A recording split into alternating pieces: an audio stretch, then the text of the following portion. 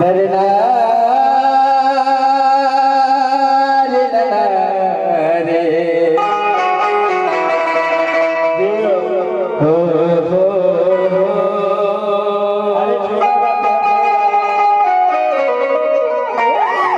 ये हमारा लास्ट भजन बा। अगर आपको अपन के अच्छा लगे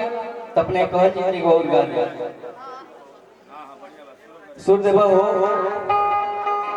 चारे चारे राकेश के चारे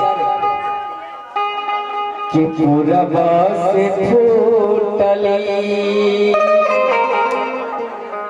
किरियान हो कि जाग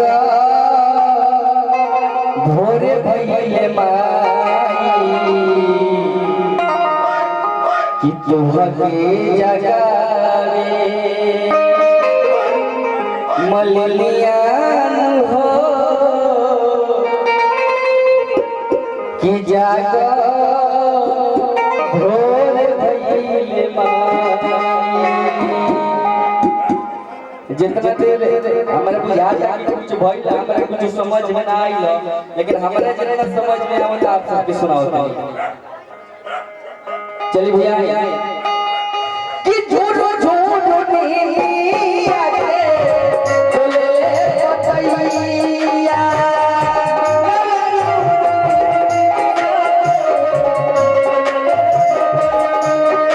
आई के तुम्हारिया बड़े भैर भैया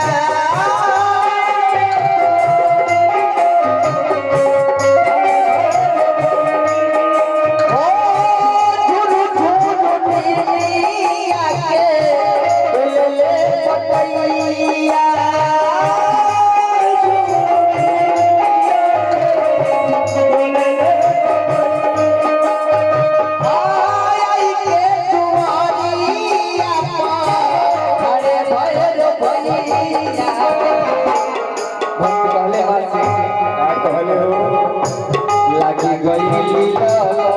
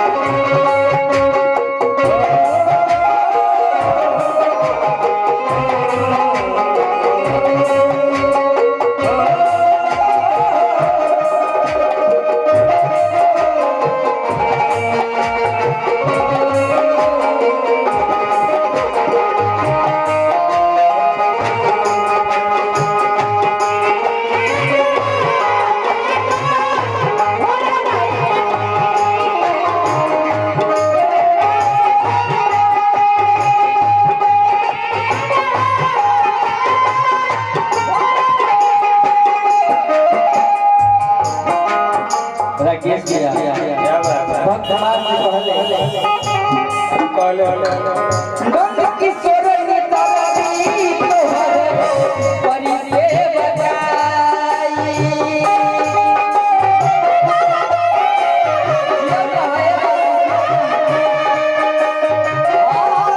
किशोर ने तारी तोहरे परी से बजाई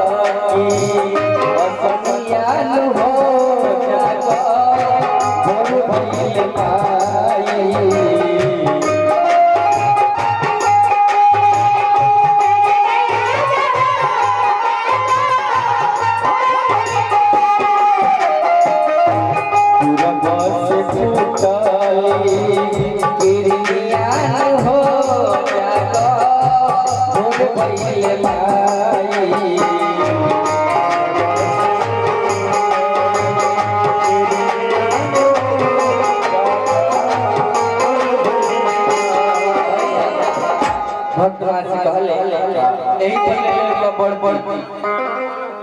कि पूरबा से फूटली हमारे जाने की 5-7 साल में गइलक ह लेकिन हमरा से बुझा जा हम गावत नहीं आप के आशीर्वाद रहे तो बहुत आगे कि पूरबा से फूटली किरनिया